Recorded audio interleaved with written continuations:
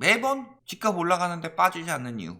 저금리로 막 부추기는데 저금리 끝나니까 이제 저금리 쏙 빼고 말하죠. 전세가 하락세로 바뀌고 있으니까 올해는 다르다. 올해는 임대차법 갱신 매물이 있기 때문에 전세가 폭등한다. 그런데 전세가 폭등하면서 집값 폭등하는 시나리오는 말씀드렸어요. 지금 전세가보다 갭이 적으니까 예를 들어서 12억짜리 아파트에 10억짜리 전세가 들어가 있다. 그러면 얘를 한 1억 정도 올리고 싶으면 2억 정도 갭이 유지가 되게 1억 정도의 전세를 올리더라도 갭이 2억이 되니까 그런 식으로 가격을 올리는 건데, 갱신 계약은 신규 계약 이상으로 가격이 올라갈 수가 없죠. 그러니까 보통 2억 갭 투기로 보고 있는 집 같은 경우 12억 아파트에 10억 전세를 놓고, 그러면은 그 전에 7억 8억 전세 살던 사람들이 10억으로 올랐다. 그렇다고 하더라도 갭은 줄지 않죠. 그래서 전세가 상승이 집값 상승을 이끌어낼 수가 없다. 요거 말씀드렸죠. 그리고 그때는 전세 수요가 쏟아진다고 하는데 전세 매물이 이미 쏟아졌죠. 그리고 전세 매물도 같이 쏟아지는 건 매한가지죠. 나머지 이제 심리밖에 없어요. 뭉그러뜨려서 말할 수 있는 거, 교통 호재, 그 다음에 공급 부족. 언론에서 맨날 하는 이야기가 뭐예요? 수요 공급의 논리에 따라서 공급 부족하니까 집값이 오른다. 근데 공급은 추가되는 거예요. 그러면은 수요보다 공급이 적게 추가될 경우 그렇게 되는 거죠. 그런데 가구 수가 많이 증가했기 때문에 가구 수 대비 공급이 부족하다, 이런 논리를 밀어붙이고 있는데 그렇지 않죠. 그리고 가구 수 증가에는 다른 이유가 있고, 수요 공급의 논리라고 하면서 매번 수요는 빼놓고 이야기한다. 올해 이제 수요가 엄청나게 감소할 수밖에 없죠. 작년에도 2020년보다는 수요는 많이 감소했습니다. 다만 가구 수 증가 같은 경우는 나올 수 있죠. 세금이 올라갔기 때문에. 그래서 공급 부족이냐 공급 폭탄이냐 이런 부분 자세히 봅시다. 전문가 90% 올해도 집값 오른다. 그런 사람들만 모아놨죠. 그러면서 하는 이야기가 뭐예요? 입주 물량 감소 등 공급 부족. 그러면은 2020년은 더 많이 올랐는데 2020년보다 2019년에 공급이 적었나요? 2018년이나? 거래량 급감은 대선 앞둔 관망세 때문이다. 대선 앞둔 관망세 때문이면은 매수 같이 나와야 되는 거 아니에요? 근데 매물이 이렇게 늘어나고 있고 매수만 줄었다. 급매물이 나오고 있는데도 안 팔린다. 대선 앞둔 관망세가 매도자들이 아니라 매수자들만 나오고 있는 상황이죠. 그리고 급매도 안 팔린다는 소리는 이보다 더 하락할 것을 기대하고 있는 매수자들이 관망하고 있는 거죠. 그런데 어떻게 오르냐? 그 다음에 지역별 차별화의 시장. 말 같지도 않은 소리. 일시적 현상, 요건 진짜 말도 안 되는 거고 대출 규제 올해 더 심하죠. 그러니까 지역별 차별화 때문에 거래량 급감하고 가격 상승률이 준화된다. 그러면 차별적으로 해야지. 지역별 차별화의 시작이면은 오르는 데는 오르고 떨어지는 데는 떨어져야 되죠. 그런데 강남 계속 오른다고 하고 있는데 강남 뚝뚝 떨어지고 있죠. 그러니까 강남 오른다고 조장하는 구라쟁이들이죠. 대선 앞둔 관망세. 이제는 거래 안 되면 몰랑 그냥 관망세야 라고 나오는 거죠. 그런데 매수자만 감소하고 있어요. 왜? 그거 보이는 게 매물이잖아요. 매물 쭉쭉 늘어나고 있는데, 그리고 매물이 늘어나고 있는데 사질 않는다. 대선 앞두고 관망세는 매도자가 해야 돼요, 매수자가 해야 돼요? 지금 매도자가 하는 게 맞죠. 대선 이후에 이재명 후보든 윤석열 후보든 다 거래세 낮춘다는데, 그러면은 양도세 떨어질 거 생각하면은 매도자가 관망세를 해야 되는 게 맞는 거죠. 그런데 왜 매도자는 계속 팔려고 내놓고 있냐? 일시적 현상 말도 안 되는 소리죠. 다 말이 안 되는 이유를 가지고 상승한다는 사람들이 이렇게 나온 거다. 근데 공급이 부족해요. 우리나라는 지금 인구 감소기에 들어갔습니다. 앞으로 기존에 지은 집도 점점 더 남아돌 거예요. 그런데 신축보다 멸실이 많다가 아니라 그냥 입주가 줄었다. 이걸 가지고 공급 부족이라고 우기는데, 자, 1인 가구가 많이 늘어났기 때문에 집값이 오른다. 얼마나 모순된 이야기를 하나 봅시다. 근데 1인 가구가 늘어난 이유 뭐예요? 집값이 비싸지니까 1인 가구가 늘어났다. 첫 번째 이유는 이거고, 두 번째는 뭐예요? 세금이 올라가니까. 그래서 집값이 비싸져서 늘어난 1인 가구는 이게 진짜 1인 가구고, 비싼 집 못 들어가니까 원룸이나 지옥고 이런 데서 사는 거고, 그 다음에 세금이 올라가니까 가구 분화해서 절세하려고 1인 가구 늘어난 거죠. 1인 가구 증가한 이유가 집값 상승으로 인한 집값 부담 때문에 증가해서 가구수가 증가했는데, 가구수가 증가하니까 다시 집값 상승하는 게 말이 되냐? 집 못 사서 지금 1인 가구의 절반 이상이 월세라는데. 자, 인구수 증가는 점점 둔화되는데 가구수 증가는 점점 많아지고 있어요. 왜? 휴재 나오니까. 그래서 자, 2020년에 인구는 거의 증가하지 않았는데 가구수만 59만 3천호가 증가했다. 이게 뜻하는 게 뭐예요? 617? 710.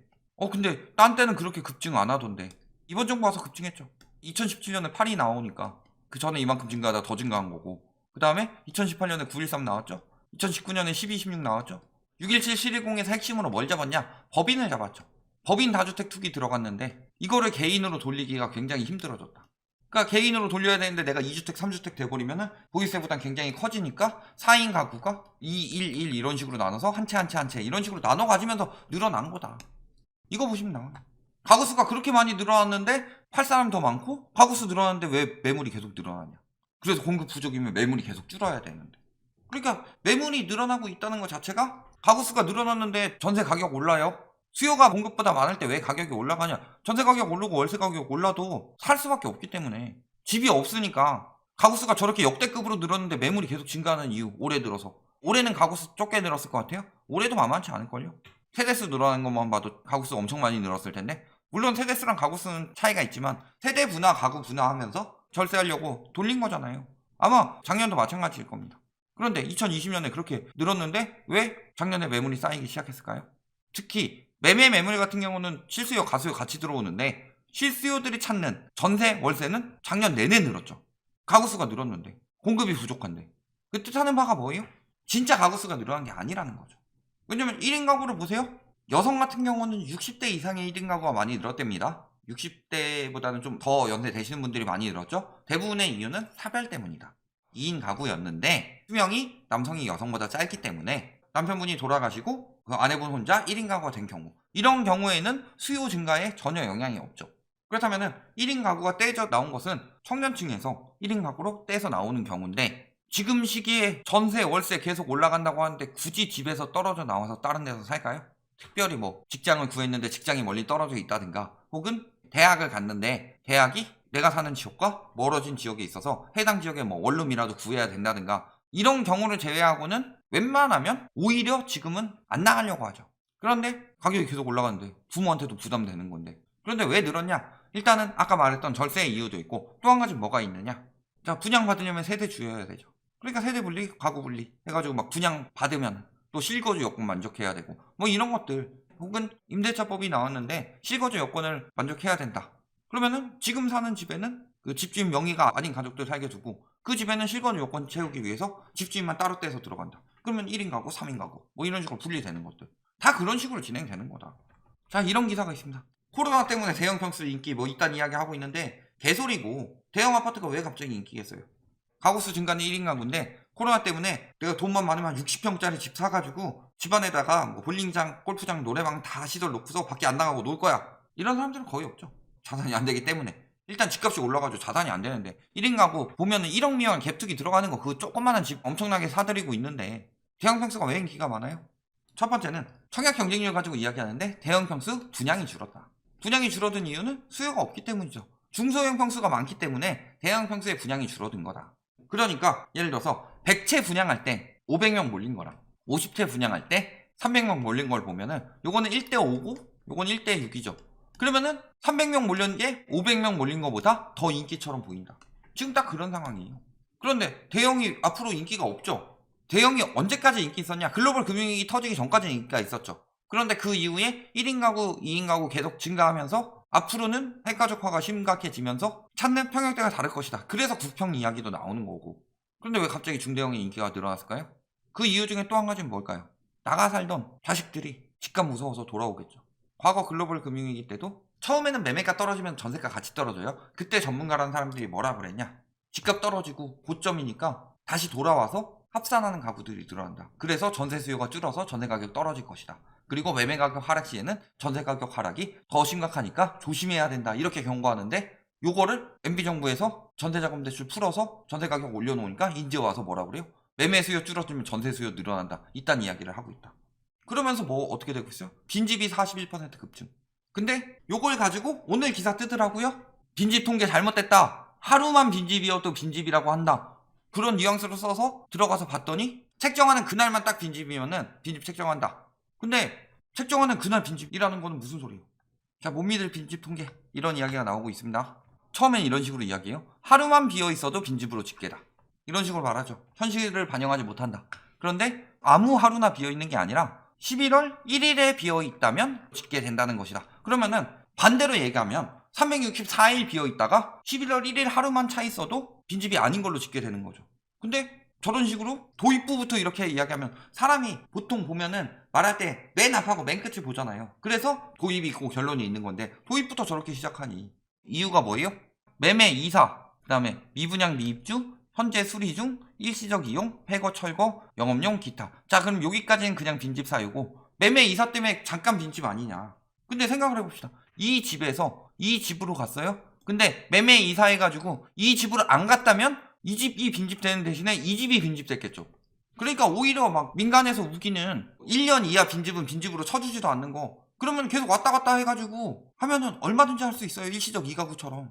실질적으로 저런 식으로 딱 하루 측정했을 때 차 있는 집 빈집 찾는 거 당일날 이사 가더라도 이쪽 집 아니면 이쪽 집이 빈집이 아닐 거 아니에요. 그러면은 가구 수 대비 지금 빈집이 얼마나 나오는지 전체 공급 대비 하루에 정확히 측정하는 게 맞죠. 그런데 지금 151만 호다. 빈집이 이렇게 남아 돌 정도로 공급이 남아 도는데 공급 부족 맨날 우기기는 뭘 공급 부족이냐.